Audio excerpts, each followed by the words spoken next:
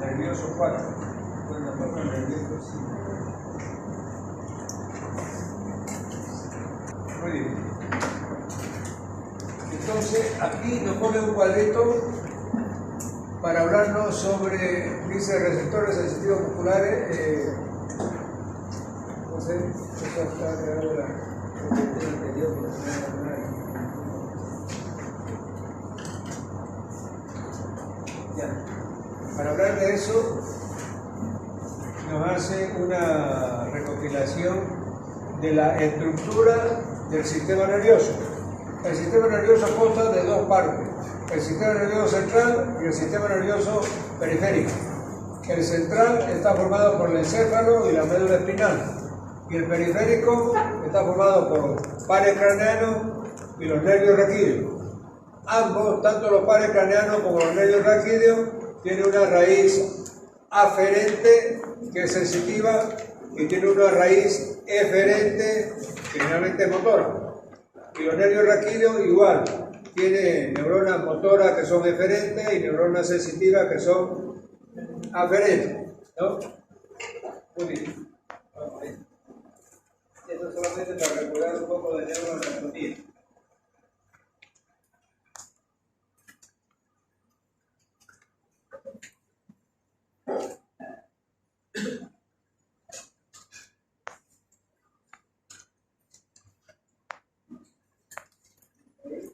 Para la siguiente.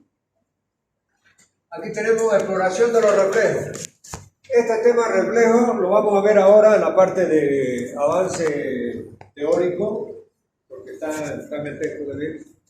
Y está también y bastante amplio en la guía práctica, porque hay dos prácticos solamente de reflejo. Porque eso se toma bastante en el examen final, caen en la bolilla que hay que sacar. Entonces, ustedes tienen que saber bien tomar esos reflejos, explicar bien, porque yo le digo, a ver, explíqueme cómo toma tal reflejo. Y ahí yo no perdono errores. Explíqueme cómo toma tal otro reflejo. Muy bien, aquí dice exploración de los reflejos. Un reflejo neurológico depende de un arco que consta de una vía aferente que se pone en funcionamiento al estimular un receptor. Un sistema eferente que activa un órgano efector y una comunicación entre ambos. La respuesta refleja es involuntaria, por lo que la prueba de la exploración del reflejo nos proporcionará datos objetivos de disfunción neurológica. Entonces, aquí nos lo ha puesto sobre la mesa lo que es el arco reflejo básico, ¿ya? Donde nos está diciendo que tiene fibras aferentes, que generalmente son sensitivas, ¿no? Que tienen un centro de integración, en este caso vamos a ver en la médula espinal, y tiene fibras aferentes que son motoras, que salen de las motoneuronas de la médula espinal para cumplir una orden, ¿no? Muy bien, ahorita lo vamos a entender mejor en el dibujo sobre la mesa. Aquí está. Aquí tenemos un reflejo que es el reflejo de evitación del dolor. ¿Ya? Así se lo llama. Donde tenemos un corte sagital de la médula espinal. Ya hemos dicho que la médula espinal tiene la sustancia blanca por fuera, en la periferia, ¿no? Sistema amarillo, y tiene la sustancia gris en forma de H por dentro. En el sistema nervioso central es al revés. La parte de la sustancia gris va por fuera y la parte de la sustancia blanca está por dentro, ¿verdad? Bien. Entonces aquí, fíjense, tenemos una tabla con unos clavos. Acá tenemos el sistema nervioso central. Y entonces paso 1, ¿qué dice? Una neurona sensorial envía mensaje a la mente. Este es el paso 1. El ciudadano venía caminando y chao, pisa esta tabla con su clavo. ¿Verdad? Entonces, siente dolor. Entonces, esa sensación dolorosa va por esta línea y entra por el alta posterior a la médula espinal. Se relaciona a través de una sinapsis con una interneurona y eso después va a la motoneurona y de ahí sale la orden motora, ya, para que este músculo de la región posterior de la pierna, los sóleos, los gemelos, se contraigan para que levante el pie y evite el dolor. Pero además de eso, manda un mensajito a la porción central y le dice: señor cerebro, un individuo ha pisado, o yo he pisado un clavo y ya salió la orden motora al músculo correspondiente para sacar la pierna de encima del clavo. Pero usted, como centro superior, tiene que quedar sabiendo de ese acto fisiológico. Entonces, aquí tenemos los pasos. 1. La neurona sensorial envía mensaje a la médula. 2. Las interneuronas envían mensaje a la neurona motora. 3. La neurona motora envía mensaje a los músculos de la pierna antes que el cerebro pueda registrar el deber, el dolor. Entonces, ¿qué quiere decir? La neurona motora recibe la orden porque se integra aquí, este reflejo se integra en la médula. Entonces, después que pisó el clavo, sintió el dolor, entró por la raíz posterior, la sensibilidad dolorosa, se integró con la interneurona. La interneurona le pasa el mensaje a la motoneurona y la motoneurona manda la orden motora para que se contraiga el músculo y saque el pie de encima de la tabla. Y posteriormente se manda ya un mensaje a la región central para que se informe sobre este hecho. Aquí está el 4. La neurona sensorial manda mensajes del dolor al cerebro. Entonces, ese es el camino que sigue un arco reflejo básico.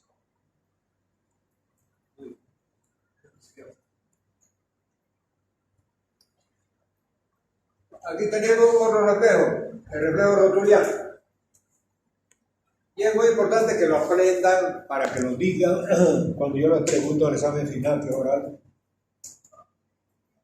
alguna pregunta del examen escrito de los parciales. A ver, ¿cómo toma el oral, sobre todo? ¿Cómo toma el reflejo rotuliano? ¿Cuál es la técnica?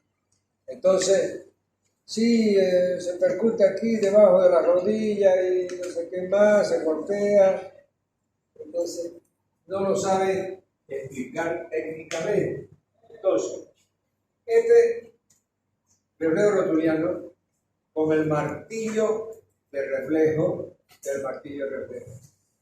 hay que percutir en un reparo anatómico que está debajo de la rótula y se llama, ¿cómo se llama? Protuberancia anterior de la tibia, ¿no, verdad? Es una protuberancia. Ahí se inserta el tendón del músculo cuádriceps. Entonces, usted al percutir ese tendón, ¿qué va a pasar? Se va a estirar y va a hacer que el músculo se contraiga. Entonces, se contrae el cuádriceps y hay esa patadita famosa, ¿no? ¿Verdad? De la pierna.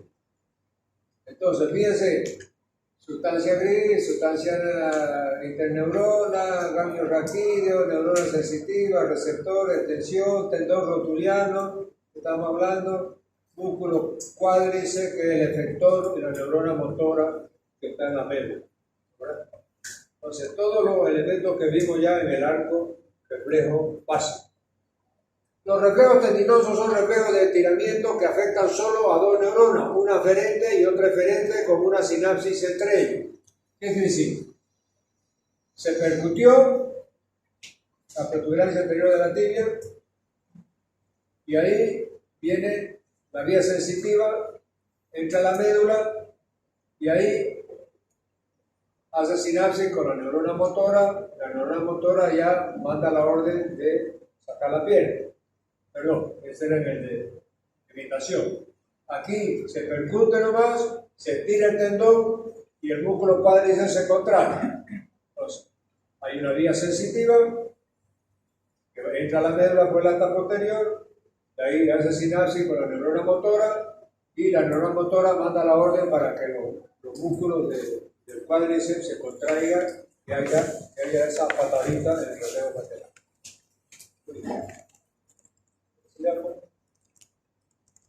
Aquí tenemos dos reflejos más, el bicipital y el supinador. Fíjense que el reflejo bicipital, la técnica, ¿ya? Entonces el brazo flexionado, usted agarra el brazo del paciente en el pliegue del codo. ¿Ya? Entonces, ¿qué va a pasar? Aquí en el pliegue del codo, la parte profunda, se va a insertar el tendón del bíceps, ¿no? Músculo bicipital, tendón del bíceps, que está en el brazo. Entonces, si lo percutimos, hay una técnica que usted asegura aquí y palpa el tendón del bíceps y percute en su propio dedo para aumentar la superficie de percusión. Y entonces, el bíceps es flexor. Entonces, va a haber una amague de flexión del antebrazo sobre el brazo. Ese es el reflejo bicipital. Positivo. Y el braquiorradial o supinador. Ustedes saben que hay pronación. ¿Qué es la pronación? Cuando hacemos un movimiento del antebrazo y la palma de la mano mira el suelo, eso es pronación. Y cuando hacemos el movimiento contrario y la palma de la mano mira el techo, eso es supinación. Muy bien. Entonces aquí, fíjense, tenemos también el brazo doblado, el L, y con el martillo de reflejo vamos a percutir en el lugar que se llama anatómicamente la apófisis estiloide del radio. Porque ustedes saben que en el antebrazo tenemos radio y cúbito. ¿Cuál está por fuera y cuál está por dentro? Radio. ¿Ah? Radio por fuera. Radio por fuera y cúbito por dentro. Bien.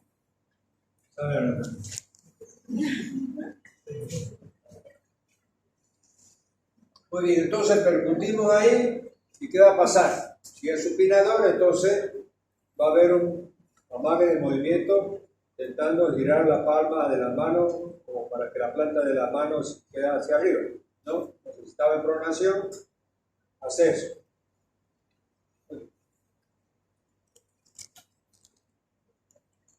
Aquí tenemos el reflejo tricipital. Tenemos que el músculo tríceps está en la región posterior del brazo. En la región anterior está el bíceps. En la región posterior está el tríceps. ¿Verdad? Entonces, este músculo llamado tríceps, que está en la pared posterior la zona posterior del brazo, se inserta su tendón aquí en el olecrano, ¿verdad? Entonces, ¿qué va a pasar? Si usted percute ese tendón del olecrano que está anclado aquí en el codo, entonces, ¿qué va a haber?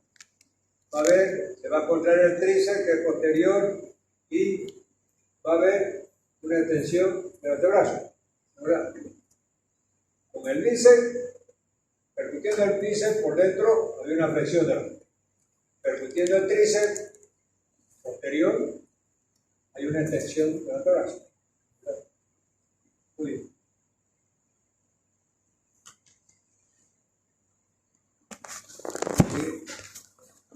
Aquí tenemos, fíjense, la técnica un poquito más depurada, porque allá vimos rotuliano, nomás agarrar el martillo y póngalo, ¿no? Pero fíjense que la idea es, si el paciente está sentado, está acostado, está al pie de la cama o de la camilla, es usted sostener con el antebrazo para que esa pierna quede media suelta, o sea que no esté haciendo fuerza para apoyarse o fuerza para mantenerse tensa y colgada, ¿verdad? Entonces usted metiéndole el antebrazo por debajo y levantándolo un poquito, como sosteniéndola esa pierna que queda medio colgando, entonces ahí se ve más fácilmente la reacción muscular del reflejo, porque esa pierna está suelta, ¿verdad? Entonces usted percute la tuberosidad anterior de la tibia, donde se inserta el tendón del cuádriceps y hay la patadita. O Ese chiste que hace siempre el chavo que va ahí y toma el reflejo y pone de una patada y lo tira por allá. Entonces, luego tenemos el reflejo aquiliano. Aquiliano viene de Aquiles. ¿Dónde está el tendón de Aquiles? El tendón de Aquiles es donde los músculos sóleos se insertan en el calcáneo. La verdad, hay muchos futbolistas famosos, no sé si Ronaldo, Neymar, alguno tuvo, o Pelé en su época también, tuvo arrancamiento de este tendón del calcáneo.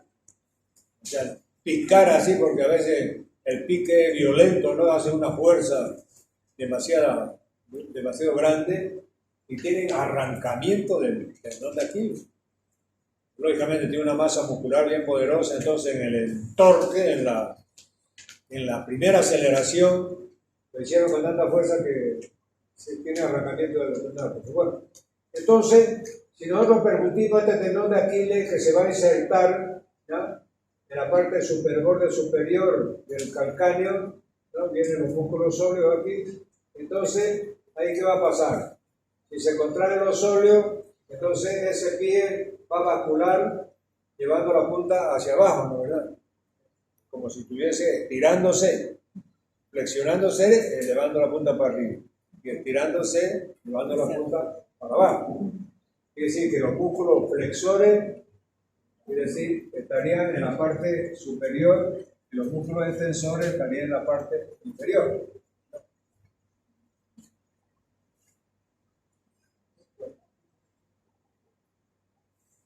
Aquí tenemos también este reflejo es importante. Fíjense que aquí no nos lo da tan bien así. Yo lo pregunto de la siguiente manera. A ver, por favor explíqueme qué es el reflejo plantar y cómo lo tomo. Bueno, el reflejo plantar es un reflejo común y corriente, igual a los otros reflejos. Pero ¿cuál es la técnica para tomarlo? Entonces, tienen que hablar anatómicamente, porque la planta del pie tiene regiones anatómicas que tienen nombre y apellido. Es decir, en la planta del pie tenemos borde externo del pie, tenemos borde interno del pie, tenemos la zona del talón, tenemos la zona donde están los dedos. Entonces, con el estilete, porque usted sabe que el martillo de reflejo tiene el martillo. Allá arriba tiene como una tuerquita, ¿no? Que usted saca y tiene un elemento con punta. O puede tener también, además de eso, como un hisopito o una cerdita.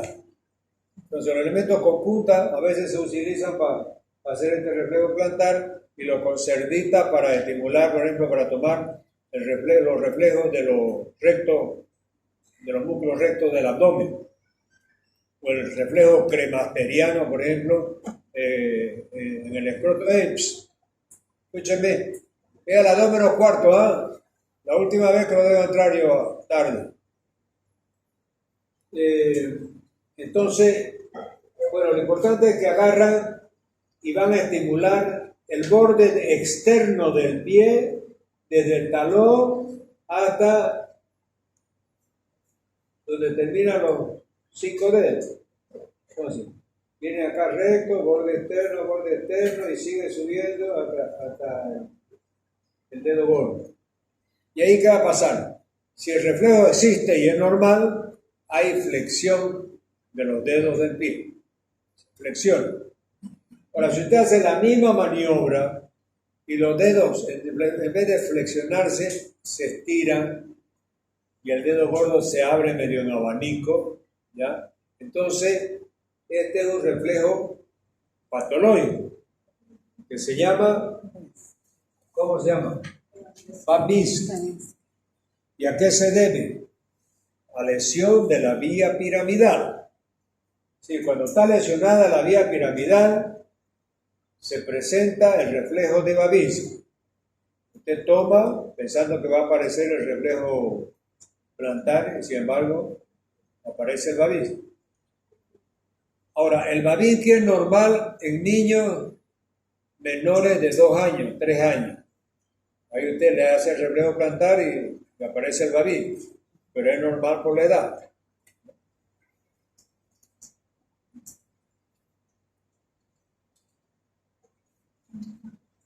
Aquí tenemos otro reflejo que nos van a ayudar a hacer el diagnóstico de patologías encefálicas como la meningitis.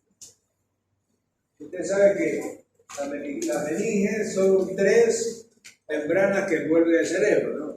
Una madre, tía madre y aracnoide. Entonces, cuando hay una infección bacteriana o viral que a través del líquido cefalorraquídeo ha llegado a contaminar las meninges, entonces los pacientes tienen síntomas de fiebre alta, pueden tener hasta convulsiones, cefalea intensa, están como adormecidos, hacen poco contacto con el exterior, están medio confusos, ¿no? Bueno, y comienza usted a hacer la exploración neurológica y comienza a hacerle, hay dos tipos de reflejos que dan información sobre la meningitis, la probable meningitis que puede tener un paciente. Uno es el reflejo de Kerning, que es este, y otro el de Brudzinski. Entonces, el de Kerning, ¿cómo se toma? El paciente es de cúbito dorsal, en este caso un niño, el médico levanta la pierna estirada, fíjese, y haciendo medio fuerza para que sea levantada de forma estirada esa pierna. Pero el paciente tiende a doblarla. Entonces el médico tiene que apretarla, hacer un poco de presión para forzar a que esa pierna sea levantada completamente estirada, ¿no, verdad? Pero hay la tendencia a flexionar la rodilla en este caso, ¿no, verdad? Ahora tenemos el otro, el de Brudzinski, que está aquí. Fíjense, usted sabe que uno de los signos de la meningitis es la rigidez de la nuca.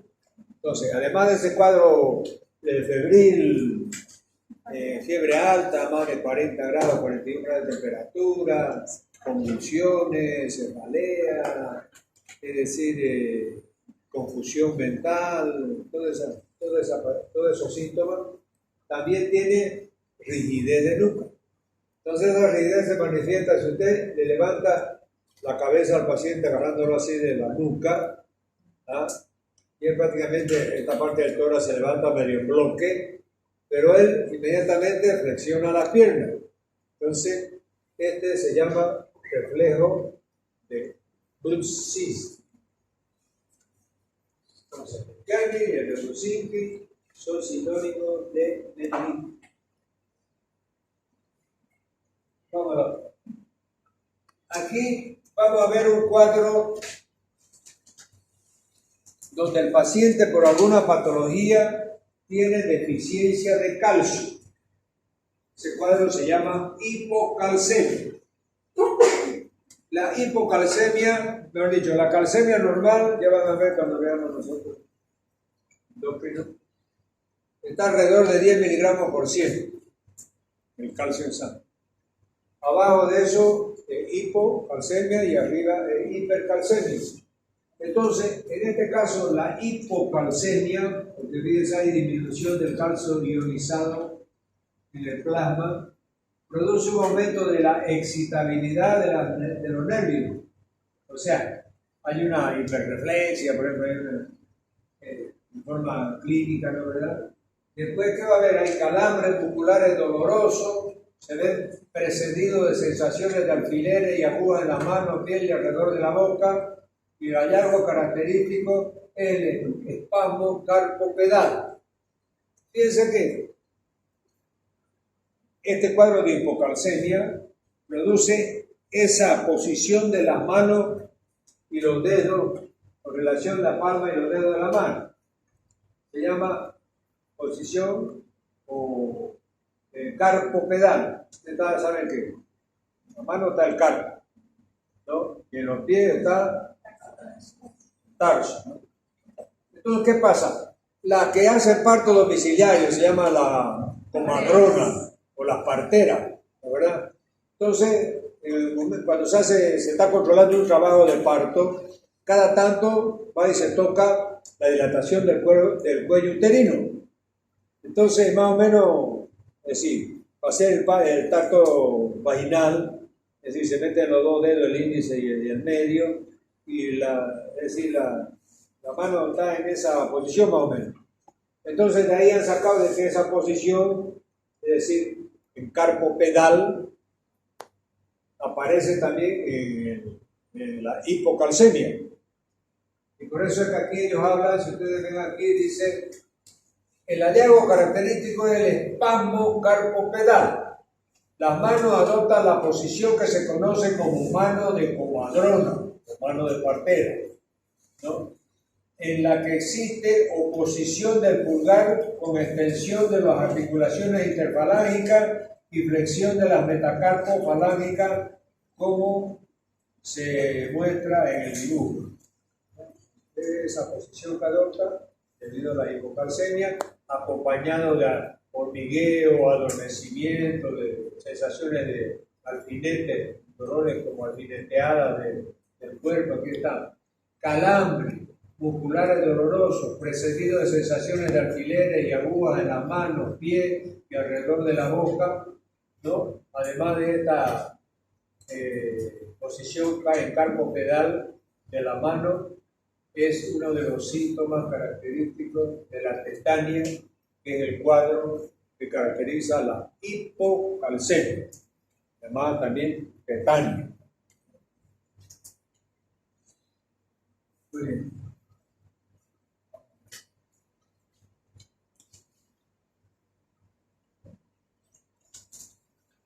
Aquí entonces vamos a ver un poco de la anatomía del sistema nervioso central, solamente para recordarlo. La corteza motora tiene un sistema lateral y un sistema ventromedial. Aquí aparecen al corte, porque si ustedes se acuerdan de anatomía, la parte de neuroanatomía, que no le gustaba mucho a la gente, ¿no? Porque hay mucho nombre, mucho núcleo, hay que hacer varios cortes, ¿no? Y en cada corte aparece el núcleo y fascículo diferente, ¿no? Entonces, aprender esos nombres era era un parto prácticamente, ¿no? O sea, era como si lo estén torturando, una tortura china. Entonces, hay por ejemplo aquí en el sistema lateral de la corteza motora, está el núcleo rojo, está el tronco encefálico, con los núcleos de la formación reticular, con el folículo superior, con los núcleos vestibulares, y aquí está la médula espinal.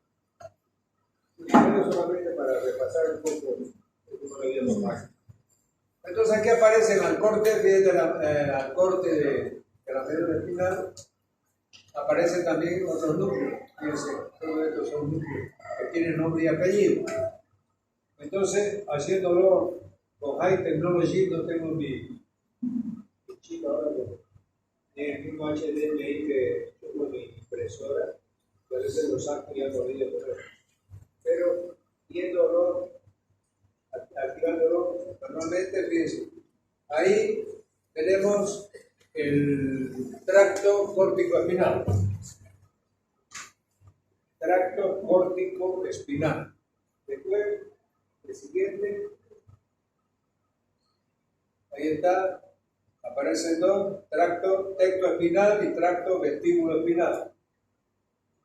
Después nuevamente le damos un clic y aparece el tracto radículo espinal vulvar y el tracto retículo espinal continuo. Entonces, solamente está. Y ahora sí ya vamos a la parte de la corteza cerebral. Entonces, la corteza cerebral, ustedes saben que es el centro neurálgico por excelencia, ¿verdad? Entonces, ustedes saben de que la corteza cerebral ha sido mapeada por un investigador hace años ya, y las ha dividido en áreas de Brodmann, las áreas de Brodmann. Fíjense que la corteza cerebral que vamos a estudiar ahora, es que la corteza cerebral, la parte del área primaria, así está, área motora primaria, área motora secundaria, vamos a ver, y área premotora, ya la vamos a ver. Aquí está abreviada. Aquí está. Área motora primaria. está en el área 4 de Broca. Área premotora y área motora secundaria abreviada está en el área 6 de Broca. ¿Ya? Entonces, de aquí hasta aquí es lo que vamos a ver de la parte de la corteza motora. Estas tres áreas, la motora, la premotora y la motora secundaria, están en estas tres circunvoluciones frontales, que las vamos a ver. Dice, el área 4 de Brodmann se localiza en la primera circunvolución de los lóbulos frontales. Primera circunvolución de los lóbulos frontales. La excitación de una sola motoneurona cortical excita de ordinario un movimiento concreto en lugar de un solo músculo específico. Estimula un patrón de diferentes músculos. ¿Qué quiere decir? Este órgano llamado cerebro, con su área motora sobre todo, fíjense que aquí en estas tres circunvoluciones, es decir, va a tener que mandar órdenes a, no sé, a 3/4 partes del cuerpo. Entonces, estas áreas motoras se especializan en emitir órdenes, pero no órdenes así, bueno, muévase el músculo flexor de la tercer falange. No. Ellos ordenan patrones de movimiento, o sea, 50 tipos de movimiento, y mandan la orden. Y automáticamente se cumple, ¿la verdad? Pero fíjense que en esa orden, por ejemplo, hay una orden que flexiona el antebrazo sobre el brazo. Los músculos agonistas, como la orden era flexionar, los músculos agonistas son los músculos que flexionan. Y los músculos antagonistas son aquellos que se oponen a eso, que son los extensores. Entonces, si la orden para cumplirse es flexionar el antebrazo sobre el brazo, probablemente va a tener que mandar 40 órdenes para todos los músculos que entran en la flexión se activen y otros 40 órdenes dentro de ese patrón de movimiento para que los músculos extensores se inhiban o se inactiven y pueda cumplirse el movimiento que se está ordenando. Entonces, por eso es que mandan patrones de movimiento y no solamente movimiento de un solo músculo.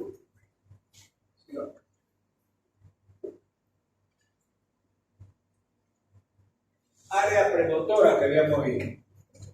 Se localiza justo anterior a la corteza motora primaria. Las señales nerviosas generadas en el área premotora producen patrones de movimiento mucho más complejos que los de la corteza motora primaria.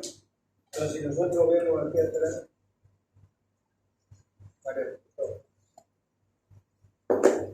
aquí estaba, fíjense, aquí estaba la circunvolución, la primera, del área del lóbulo frontal, que era área motora, está en el área 4 de Broca.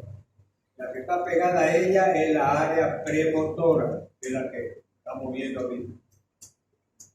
Junto con la área motora secundaria, que vamos a ver después, está en el área 6 de Broca. Entonces, vimos el área motora, los patrones de movimiento. Ahora vamos a ver la que está pegada a ella, que es la área premotora, que está junto.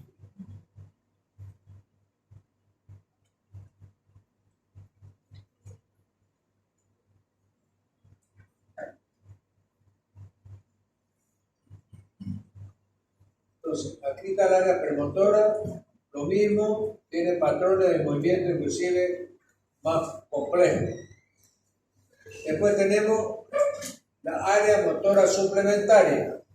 Se localiza en la cisura longitudinal. Las contracciones desencadenadas por esta área a menudo son bilaterales en lugar de unilateral. Ejemplo, movimientos de aprehensión con ambas manos y hundimiento de trepar. Trepar en español, ¿no? Trepar en portugués es diferente. La traducción. Si hay algún brasileño, ¿no? ¿Hay alguno que fale portugués? No hay, ¿no? Bueno. No, realmente digo, porque trepar a veces me ha pasado a mí, ¿no? Que yo tuve me especialicé en Brasil y viví 10 años allá, por 10 años con eso. Así como yo le contaba una vez, la Q, la letra Q, es culo. Entonces hay que decir que, la letra que es Q en portugués, ¿no? Entonces yo después fui a hacer un examen, me parece, para la residencia, ¿no? Y después estaba en el comedor universitario, yo viviendo en el hospital, y le contaba a mis colegas, pucha, ellos me decían, ¿qué pregunta te hicieron? Pero, pucha, no, el electrocardiograma, onda Q aquí, onda Q acá, onda puñal, y todo el mundo me miraba y se cagaba de risa, y decía yo, ¿qué mierda? No entendía nada, ¿no? El diseño estaba llegando. Entonces, después ya me avisaron, no, es que aquí Q es allá también trepar es un hombre que, como decir, coger, tener relaciones sexuales, ¿no? Ese tipo está, a veces la mujer está trepando con eso, hablantines, ¿no? O ese hombre está trepando con fulana, etc. Entonces, es un hombre así medio ordinario, ¿no? Pero que se usa mucho. Por eso es que si algún día va a Brasil también va a contar un cuento con la palabra trepar. Tengan cuidado que se van a cagar de risa de nada. Bueno, muy bien. Les decía yo de que vamos a ubicar entonces anatómicamente dónde está esta área suplementaria en el mapa de Broca.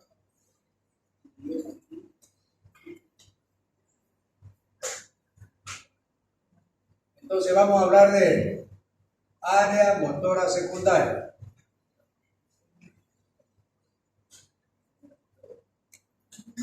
Suplementaria.